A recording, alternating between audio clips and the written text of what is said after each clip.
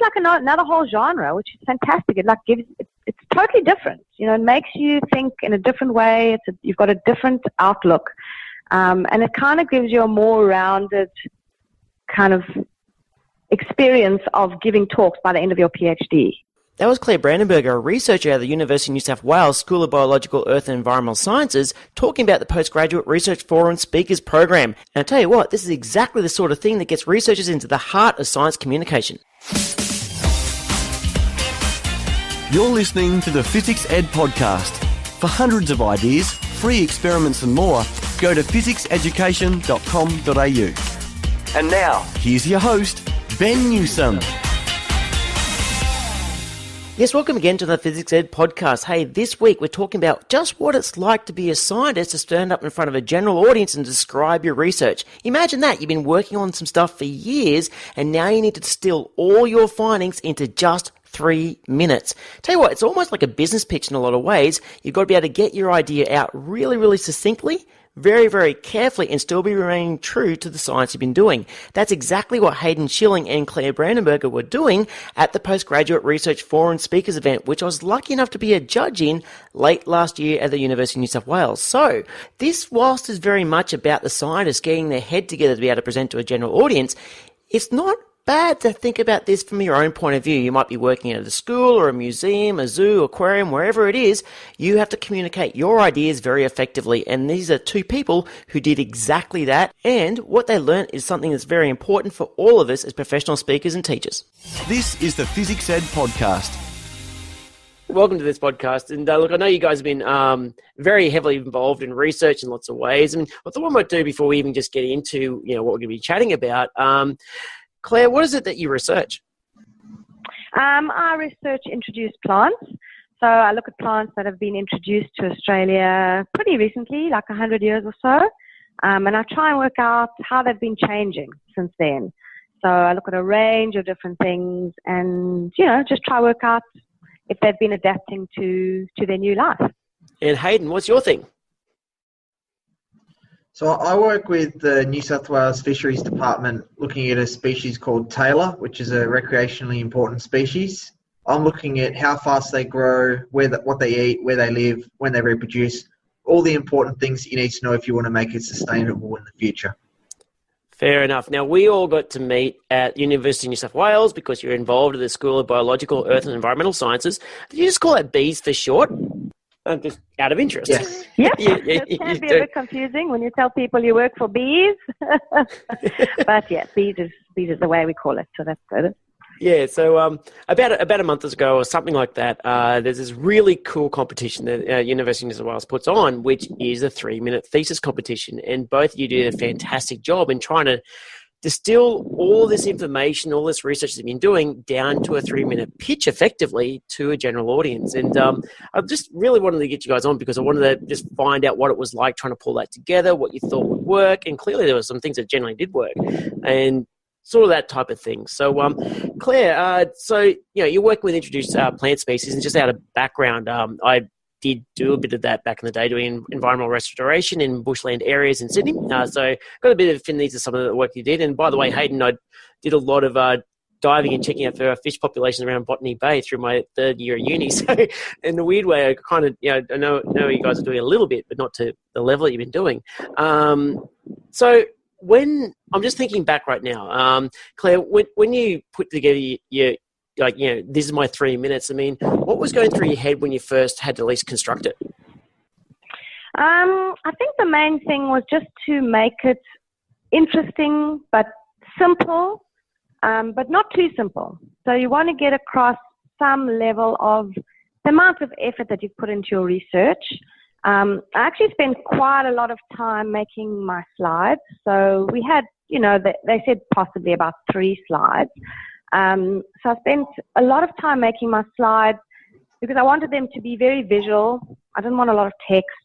And I kind of thought it would be a good idea to have the talk in maybe 3 parts of 1 minute each. Sort of the introduction, you've got to kind of balance big picture versus detail. So you kind of start with the big picture, why you're doing this research, why it makes a difference in the world. Then the middle bit is the more detailed, like this is what I do. These are the results I found. And also to make it personal, to say, I was interested in finding this out. You know, people, they like the facts and they like the, you know, the interesting story, but they really like that personal touch. So if you say, I found out, you know, this, I was interested in this, that's great for the middle. And then the end bit, you know, to go back out, to spend your last third stepping out. And I literally said the words, why should we care about all of this?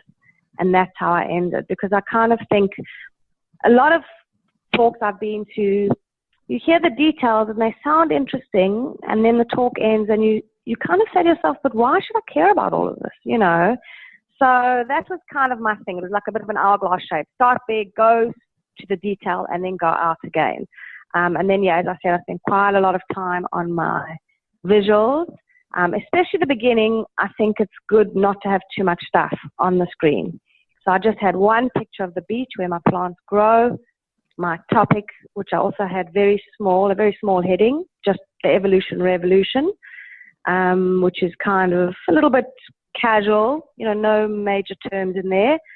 And I think for the first minute or so, I just spoke with that in the background, because I find that if you know, a lot of this is from when I go to talks, what I think. If you get to a talk and immediately there's a flow chart or something on the back, you're not actually listening to the person, you know. So I kind of thought that would be a good start, a very nice picture, so they'd listen to what you're saying for the first minute. Then my second slide was the more details of my actual results.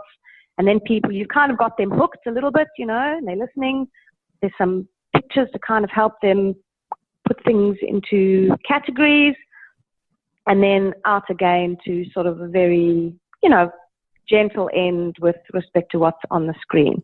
And I was lucky I could manage to fit in one funny little thing, which also helped for a bit of a laugh in the middle.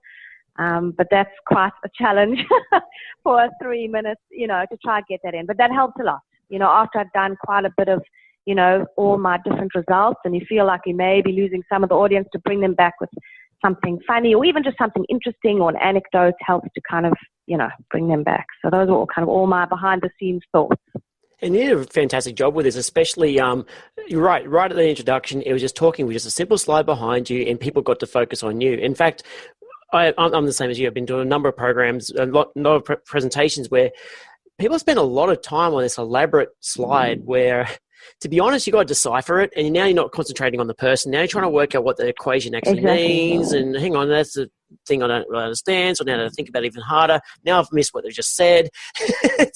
And you're right. Exactly. Very much an issue. And actually, Hayden, you were very, very straight up and brilliantly, you know, I mean, I'm going to throw in a pun here. You totally hooked the audience, considering, yeah, you're doing fish populations, but all right, just describe what you did. They grabbed the audience attention straight away. So to start with, I started with one big image of a plate of fish and chips, because everyone loves fish and chips. But then almost straight away, as soon as I got into what exactly I'm doing, I pulled out an actual fish, which is quite a novelty in a university setting. Which, you know, considering that we'd actually sat through quite a number of presentations by the time we got to yours, I mean, everyone had done effectively what I would call a chalk and talk. Here's my slide, here's my slide, here's my slide, and we finished, and the next person gets up and they do the same thing. And you broke us out of that by going, hey, check this thing out. And just, it was kind of funny just listening to the audience do a collective gasp, considering that, you know, a number of them are biologists going, here's a fish. Let's talk about fish. But it was good. I mean, actually, I remember actually distinctly some of the figures that you used. You know, they were used using just a nice, friendly way of conveying your messages with simple bar charts actually involving fish and chips, if I remember off the top of my head. Yeah, I tried to keep I like to have nice big pictures, but I like to keep it nice and simple. So I started with just a big image of fish and chips, and then I think my next diagram was just a growth chart where I had the classic like measuring tape that you'd put on a wall next to a small child and then mark how tall they are each year. And I just compared a fish with a small child and grew them up together. Yeah, it made a lot of sense. And actually, just thinking this, obviously, this is really when it comes down to it. It is it's science communication in its purest form. Communicating what it is that you do to a general audience, it's important. And I'm just wondering from a parallel. I mean, obviously, at some point you'll need to apply for funding to continue the research, et cetera, whatnot. Could you see that some of this stuff that you created be useful for a future presentation, or would you find yourself having to dive into far more detail? I guess, because then we're speaking with two people. Claire, what do you think? Would you adjust what you've done in that presentation to be able to, I don't know, for the next research grant or whatever it is that might be coming up? Yeah, it's an interesting thing to think about, because like for every talk, you've got a slightly different audience and a slightly different outcome that you're trying to get at. But nevertheless, I still think in every time you either apply for a grant or give a talk, you should remember that whoever's listening or reading your work is also still a person, and they just want to hear something interesting, and they still want to hear a little bit about you. So the 3-minute thesis competition, it's got a semi sort of casual vibe about it. It's the last thing of our postgrad session. It's almost like, the end. It can be a little bit of fun. But I think that even if you are applying for a very serious grant, or you're giving a talk at a conference, or even writing a paper, unfortunately, I think a lot of people slip into this extremely over-formal science sort of vibe. They think, now I'm trying to get this published, or I'm applying for money. I need to be super serious. And there are certain things that you must adhere to, and there are a lot of, formalities. But at the end of the day, it's a human being reading your thing or listening to your thing, and they want to know, they just want a little bit of you, or a little bit of, not opinion, but something, I kind of feel that when we all go to talks and read papers, we don't want all this dry stuff. And yet a lot of people, when it comes their turn to write or talk, they slip into the same thing. And then when someone does put in a joke or give you a little something about themselves or just something, it's such a relief. It's so wonderful, because I think that's the problem. Like a lot of people love science and love biology, but I know it's a very rigorous kind of scientific thing that we have to go through to make sure our science is top quality. But I think in the communicating of it, whether it be on something low-key and sort of general public, even all the way up to the other things, like the serious things like grants, put in something nice, whether it's a friendly figure or, especially the sort of big picture stuff, the why should we care? Because anyone who's dedicating any time to listening to you or reading your stuff is thinking, but why should I care about this? You have to show them that you care about it, but also give them reasons why they should, bigger picture reasons. I think the lessons from this 3-minute thing can definitely be moved into sort of other areas of communication, no matter how formal they may be. Or true, or in case maybe informal. I mean, it kind of reminds me of making... Yeah. I'm aware of a Science Mag runs a Dance Your PhD contest, which is Yeah. I can't even imagine trying to get my head around how I do that in my own research. But I mean, I know everything to say. You'd have a lot of special effects. I know, it'd be crazy. I don't know. And mind you, you've got a lot of creative people in the science faculty. I mean, I'd love to be in the audience one of those one day. And actually, that brings up the point. Hayden, have you ever did you sit in the 3-minute thesis thing before? Had you seen what to expect? Yeah, so they started doing it last semester or the semester before at uni. So I'd sat through the previous two, which are very similar.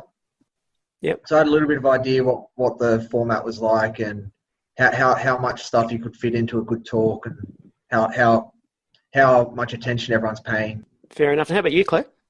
Yeah, I actually, as Hayden said, I only started 1 or 2 semesters ago, and I thought it was optional. So I thought you could elect to enter this competition, or you could elect just to do the normal 12-minute conference presentation. And then a few months ago, I get an email saying, you are enrolled in the 3-minute thesis competition. And I just thought, what? You've been press ganged into it. I didn't know that. Because no, you have to in your final year. So previously, you had to do a 12-minute talk for your first, second, and third year of your PhD. But, that's kind of like the same thing over and over again. And so now they've altered it so that in your first year, you give a 7-minute talk, which is fair because it's only your first year and you're lucky even to have any results or anything. And then your second year, in the meaty bit of your PhD, you should be able to give like a conference-style presentation, which is 12 minutes and like 3 minutes for questions. And And then this is like another whole genre, which is fantastic. It like it's totally different. You know, it makes you think in a different way. You've got a different outlook. And it kind of gives you a more rounded kind of experience of giving talks by the end of your PhD, you know, so you know how to do different styles. But yeah, I had seen them before. For me, what was quite useful is knowing like which room we actually presented in. I actually practiced in that room a few times because, you know, you can practice at home all you want, and then suddenly you get to a room and your voice sounds different, and you don't know where the pointer is, and you don't know how big the screen is. And, you know, in a 3-minute talk, you don't want to be thinking those thoughts while you're trying to engage with the audience. You want to be fully present for those 3 minutes engaging with the audience. So, you know, that was quite useful for me because I knew more or less, you know, what kind of room it was going to be like, and, you know, how big the audience was going to be. And, yeah, that wasn't a shock on the day. Actually, funny enough, that was a bit of an advantage, you know, as opposed to. Well, talking about the rooms as well, the room actually genuinely does make a difference. I know I've had to present, like in my world, I have to go present in places all over the place. And one of the ones that usually makes you actually really think is what I call the horizontal room, which is, I don't know if it's the best way to describe it, but think of it like being you got your rectangle, and now you're presenting out of one of the longest, the longest side, but in the middle. So you've got this issue where the audience is almost at the corner of your eyes. Like it's not a very deep room from your face to the wall in the end, but they're sideways on both sides. And actually, I know of a couple of universities where their main rooms like that, and it's a nightmare to present to because they've got a camera on you and they've got screens either side of the room to try and somehow convey your message to this audience that can barely really see you properly. It's just, a room does make a difference. Yeah. Makes a big difference. I mean, and the little things like, especially with something like a 3-minute where there is a buzzer at the end, it's really hectic and everyone's hanging on every word. You can't afford to be dilly-dallying with the pointer or tripping over something or thinking to yourself, should I be on that side of the room or this side of the room? You know, it's a 12-minute talk, or even something very informal like a school talk. You could kind of wander around and ad lib a little bit. But the 3 minutes, the scariest thing is that if you stumble at all, or if you double think at all, like, or if you're busy thinking of something else, like about the room while you're trying to talk, and then you stumble, that's a recipe for disaster because as soon as you stumble, you think, oh my gosh, I'm not going to make the buzzer, then panic sets in, and then, you know, you're done for. So, yeah, I think, like, you know, my kind of advice would be if you know where you're going to, you know, practice, or if you're going somewhere to give a presentation, you know, I always try and ask questions like, will I be up on a stage? Will I be at the same level? How many people will there be? Will there be a microphone? How big is the screen? All those things, they make a big difference, you know. I do. I often think about if I had to present what we do in the middle of a major arena. Now, how would you reach the person who's in the nosebleed section, like right up the very top, right at the back of that place, you know, 70 meters away? And then some of the best people who do this are the big touring acts, the big musicians, and even just watching them grapple with and having seriously hundreds of thousands of dollars of equipment around them to make it happen. Grappling with a space is important to think about. It really is. It really is, yeah. So, I mean, by the way, hats off to all the students who did, present in the 3-minute thesis, because everyone got through it. They didn't stumble. They got through it pretty well, and which is really, really good. And actually makes me wonder about, as a whole, if science faculties, this is an ongoing thing, because, I mean, apart from the Carl Sagans and whatnot of the world, you know, 40, 50 years ago, science communication as a whole has sort of been off to one side. We'll do our research and we'll just let research stand for research's sake. Whereas nowadays, the ability to communicate your science effectively is important. And just out of interest, I mean, I suppose, you can only really comment on the faculty that you're currently in, but how does, I mean, you know, at the same point, you still interact with other faculties. Are you seeing that it seems that people have to be able to communicate their science more and more effectively? Is there something that's been given to, are you given support to do this, or are you pretty much left to your own devices? I'm going to throw it to both of you. Whoever jumps in first wins.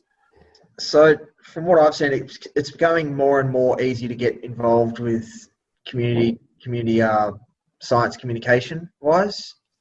So in the last over the last 3 years that I've been doing my PhD, I didn't see a lot of opportunity in the first year to do anything. And then the second year, there was a little bit.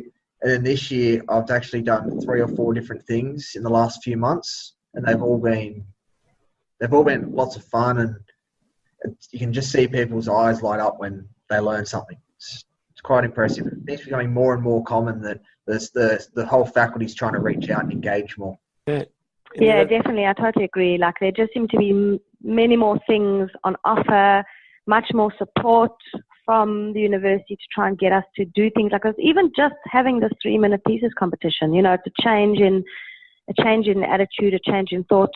Our science faculty runs actually a 1-minute thesis competition as well every year, which I think has been running a bit longer than the 3 minutes. And that's, across the whole science faculty.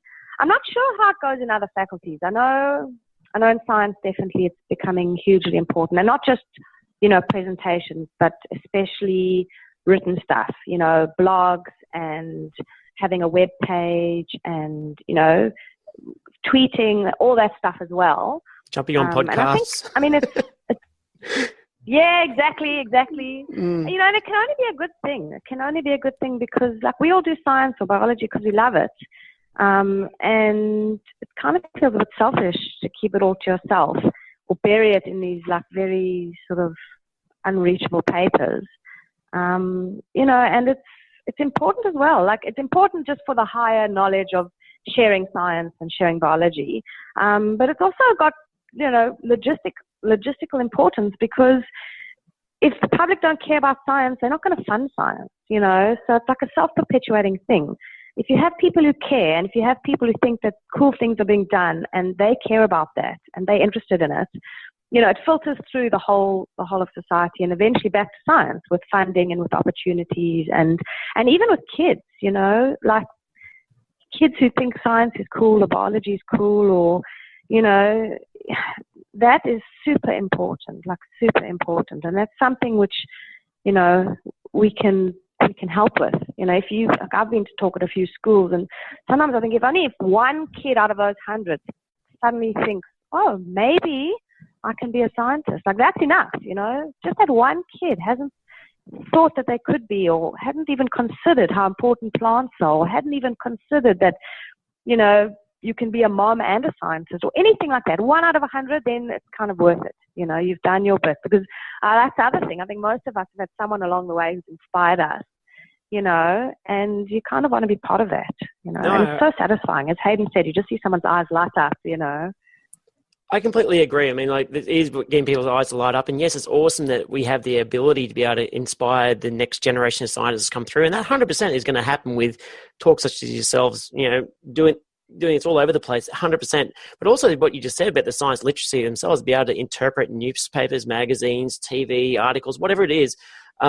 It's so important that even if someone doesn't enter a traditional science field, that at least they know why science exists in the first place. It's important. Exactly. Actually, I must want to... And that they're different, yeah? You go ahead, because I'm being rude. No, I don't want to interrupt you. You keep on talking.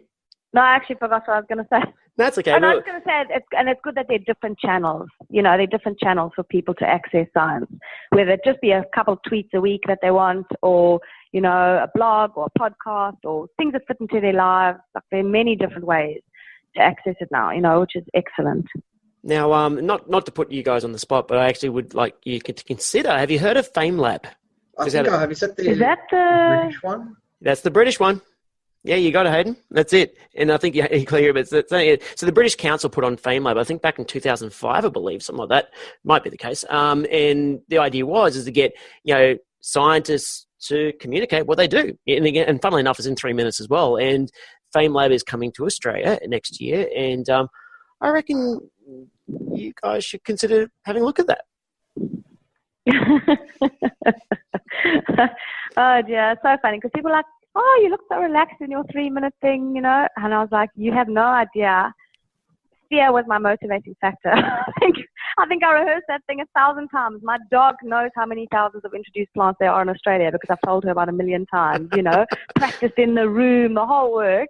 And they was like, oh, you're so relaxed. I was like, oh, no, it's absolute fear that motivated me. But, at the end of these things, I think the more you do it, the more you get used to it. You know, like I actually entered that 1 minute thesis competition for the science faculty a few years ago. And it must have been alphabetical, and my surname starts with a B. I was one of the first, and I strode out into the middle of the stage with a microphone, and I said my first sentence or two, and then I froze, went absolutely blank. And I managed to like get it back after about 10 seconds, like the longest 10 seconds of my life. And I managed to cut one or two things out and still finish with the 1 minute buzzer. But I'm telling you, that was probably the worst experience of my whole PhD. And when I heard I had to do the 3 minutes, it was like, I just was so worried that was going to happen again. I said, I've got this little voice in the back of my head that says, you're going to freeze up again, And so it was absolute fear that just made me practice and practice and practice. And the other thing is not practicing it word perfect. Like, I think one of the years, one of the judges gave some advice, and they said, don't practice it word perfect. Just practice it to a timer. And as long as you, within the time, but if you're saying it lots of different ways, that's a good thing. Because if you're practicing it word perfect and you stumble, you panic. But if you've said it a number of different ways and you've rearranged it once or twice, then you get used to that, But anyway, thanks for your encouragement for us to consider the FameLab. No, but I was actually genuinely thinking what you were saying is completely right. You have to speak in a British accent. Oh, yeah, true. Yeah. But what you were saying there is completely right. I mean, we deliberately do not script what we do when we do our science shows and workshops and things for good reason. And that's 100% the main purpose is, look, if you know your stuff, you'll say it in different ways anyway. So, definitely. And Hayden, Did you feel the same thing when, like, in the lead up with, like, I mean, I know, like, what Claire's referring to. I mean, most people would rather jump off a cliff than talk in front of an audience. It's genuinely true. How did you feel coming into this? So I had a similar reaction to Claire's when I found out I'd been signed up to do a 3-minute presentation. I thought, how am I going to fit anything worthwhile listening to into 3 minutes when I talked about I've already given 2 longer talks at uni, so they've already heard a lot of stuff. What am I going to talk that's simple enough? And then I realised that probably not that hard. I just need to pick one simple aspect and go with that and make it relatable to everyone. Make it fairly simple and fun. But then, so I wasn't too nervous. Similar to Claire, I did a practice run in the actual room, which helped. And I didn't practice word for word. I probably only did 6 or 7 practices all up, and they were usually when I'd changed. So I didn't memorize it word for word because my memory's not that good. I just stumble and start getting stuck. But then on the day, I got really, really nervous sitting there watching all the other presentations because I was one of the last couple. So just watching 10 or 12 people before me just stand up and absolutely nail it, that was really scary. Yeah, but tell you what, though, you didn't show it. It didn't look like a very cruel competition. Yeah, but again, what you both did was you engaged the audience and you made it simple and digestible. Didn't bamboozle us with a whole bunch of tables, figures, graphs, paragraphs. There was actually, sadly, in a couple of the things, there were a couple of paragraphs. We're trying to read it as quickly as possible. As the judges were trying to read it as quick as we can and give it the fairness. But it's like, oh my gosh, there's so much text. Sometimes the best presentations I've ever seen, and I'm serious, are when the PowerPoint fails. Because at that point, the person just talks. And you know what? That's probably the most engaging thing that can happen. I mean, obviously, you got to know your stuff, right? But I've seen some brilliant presenters where the text's gone wrong and they've just literally just gone to, look, I'm just going to just talk to this microphone and then I'm going to mic drop it at the end because, like, to be honest, I'm just here to talk about what I'm talking about anyway. So ignore my pretty pictures. Let's just tell you what I do. And it works. Look, thank you very much for coming along. Exactly. And obviously, I feel like it wouldn't be right if we couldn't. I reckon, Claire, is it okay if you just give us like a quick 30 seconds to a minute or so of where you think this research that you've been doing might help impact? Well, yeah. I mean, with introduced plants, I'm working on how they're changing and adapting to their new life on Australia. And they're evolving really rapidly, so rapidly that they are not possibly what they were 100 years ago. So my question is, are they still this unwanted weed from another country, or are they evolving so far that now what we have in our hands is a unique new Australian species?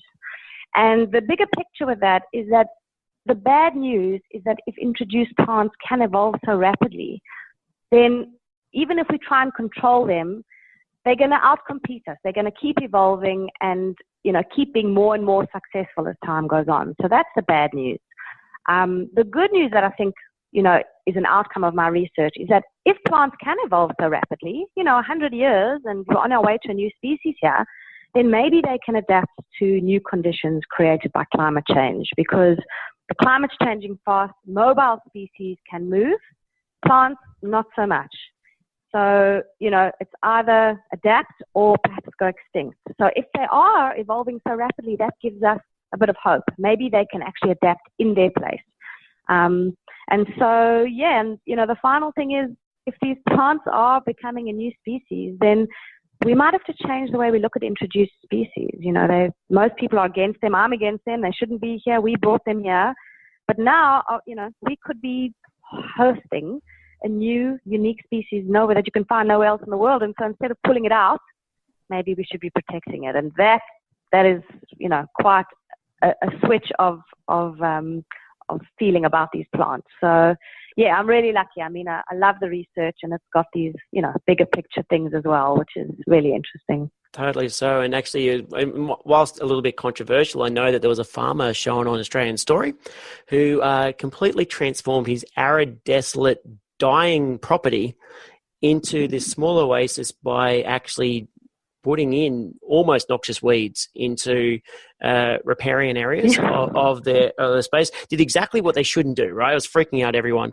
However, slowing down the water system and actually trying to create, pooling of water so it could actually grow other plants, he was able to transform a effectively barren landscape into something that was thriving, and then got rid of the weeds after the fact. I know it can be controversial, and certainly not recommended for those who aren't prepared to have a bit of a fight with the local legal departments, but he did actually do it. So I'm just putting it up there as a bit of a thing, but no, I get what you mean. Totally. Well, exactly. I mean, these plants are here to stay. There are like 3,000 introduced plants already making their homes in Australia. I wouldn't condone us bringing in any more if possible, but the ones that are here to stay. And so, there are a few really, really bad ones, and there's some that, they're here, they're not that bad, they're doing their thing, and they might be evolving into unique new species that, who knows? It's all changing, and, we can't undo what we've done. We just have to kind of work out how we're going to adapt to this new world. Yeah, that's right. And then in the nomenclature in Australia, don't put a W1 weed in your paddock. It's not a great idea. But anyway, so Hayden. No, exactly. Hayden, what's your direction that your research is going to take us?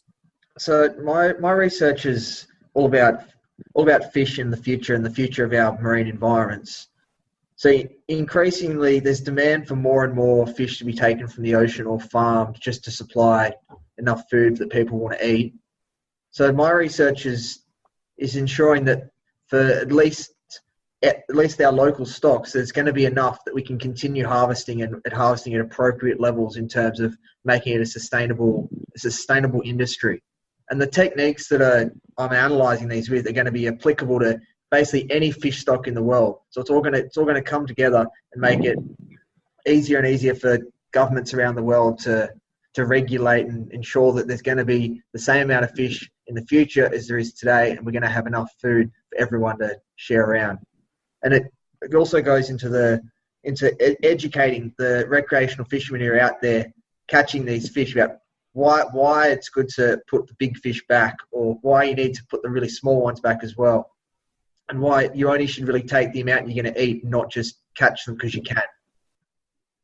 Yeah, that's quite interesting, because really what you're balancing is ecological sustainability with food security, which is a bit of a tough ask when you still got to work out what are the populations and the fish stocks available even in just the local fisheries area, especially when the things move on you. Yeah, that's a very good point. There's increasing. There's all the East Australian current's warming, and it's pushing all the local fish in Sydney a little bit further south. and we're now getting New South Wales fish down in Tasmania, which is really interesting. You just reminded me, and sorry, my brain does this, but I love how science communication can be found in mainstream media, because when everyone ever says East Australian Current, I always think of Finding Nemo and EAC, always, and it will always be there. That's great. So, Finding Nemo is probably one of the most accurate oceanography movies out there at the moment. It's almost completely accurate. Yeah, goes straight down from the Great Barrier Reef, straight past Sydney. They did a brilliant job. Love it. It makes me realise I really should go diving again. I mean, if those people wondering about what the diving's like in Sydney, seriously, it's really nice. It's actually quite good and reasonably clear too, on the right day. Of course. All right. Well, thank you very much. But I might leave you be. I know you've got research to finish and a year to wrap up, but much appreciated. And just out of interest, of course, I really want to make sure that people can have a chance to contact you. So, Claire, how do people get in touch with you should they want to know more? I think my email address is a good one. It's quite simple, but my name might not be. It's just claire.brandenburger@gmail.com. Or they can just look on the UNSW BEES webpage and get to me from there. I am currently building my own little webpage, but it's not quite ready yet. But yeah, there are not too many Claire Brandenburgers at UNSW, so if you just search me up, you'll find me. And yeah, I'd love to chat to anyone who has any questions or any comments. So yeah, thanks, Ben, and thanks so much for the opportunity to have a chat and be on your podcast. No worries at all, Claire. No, much appreciated for coming on board. And Hayden, how do we get in touch with you, mate? Very similar way to Claire. If you just look me up on Google for Hayden Schilling UNSW, I think I'm the only one there. And I should list my contact details included my email. And I'm happy to talk to anyone about anything they want to have a chat about, learn more about. No worries. So what I'll do is I'll put that all in the show notes as well so people can find it. And look, much appreciated. And hopefully you both consider applying for Famewave, because I reckon you guys will do really well. It'll be really, really good. But look, much appreciated. I'll leave you for another time. Thanks, Ben. Take it easy. Well, there you go. That was Hayden Schilling and Claire Brandenburger from the University of New South Wales, and they certainly had a bit to put together to be able to get a presentation out in 3 minutes. And I hope you got a bit out of that. I certainly did. And one of the first things that certainly grabbed my attention is you got to engage your audience early. You got to open strong. The best presentations that I got to watch instantly grabbed the entire theatre's attention. It was all about stating the purpose of their study in plain language, no fancy stuff, and then using a vibrant image or question to make the audience want to know more. And in some cases, it was all about breaking out a tradition and bringing along a prop, and that's exactly what Hayden did by holding up a fish. He just made people sit up and take notice, got them out of their slumber, out of their seats, and they started paying attention. Something else that was important was making sure it's about emotion, not just the research facts. I mean, you've got to make a connection with the audience, and you've got to do it as early as possible, and you got to sustain it. So, why are you studying this topic? What makes it so important? How is the research that you've been doing, how is that relevant to your audience? The best presentations made this connection. They made simple language stay true to the science, but also made it highly accessible to that general audience that they were presenting to. It was all about being authentic. It's okay if you're a little bit quirky. You can go with it. If you want to get a bit of a laugh, do so. You've only got 3 minutes. It's more about being passionate about what you're researching. So, show it.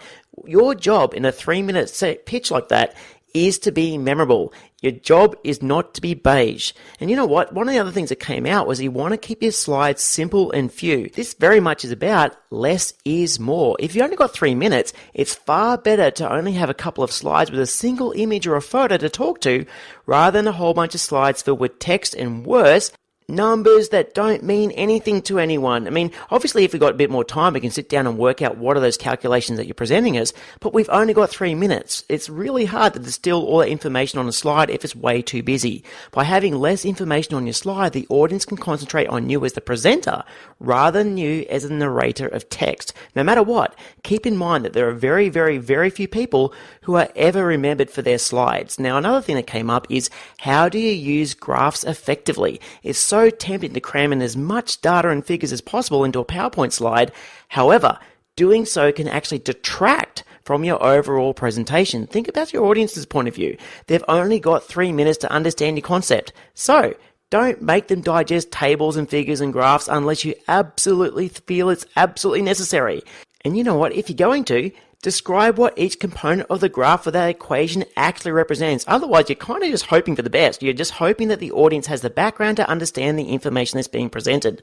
Now, another thing that came up, which is kind of useful, is also to engage the audience with the past, the present, and the future, and that's exactly what Claire Brandenburger did. She did a brilliant job of looking at the past, looking at the present, and having the audience go along with her towards the future. In other words, what she actually did was she got to give them a bit of a strong feel about where the world was sitting at before the research started and where we are now during the research, and what are the possibilities of the research going to the future. And finally, it's all about finishing strong. In these 3-minute pitches, the last 30 seconds are critical. You got to summarize the overall project and ram home that message that you're conveying. Why is the research so critical? How does this research impact the audience, and why should the audience care? I mean, I know it's a bit sad to say that way, but that's actually how the audience feels. Where have we been and where are we heading next? And if you do that, I guarantee your audience will love you. This is the Physics Ed Podcast. We're excited about science. Grab a copy of our new book, Be Amazing, How to Teach Science the Way Primary Kids Love, from our website. Just search Be Amazing Book. It's available in hard copy and ebook. Go to fizzics-education.com.au. That's physics spelled F-I-Z-Z-I-C-S.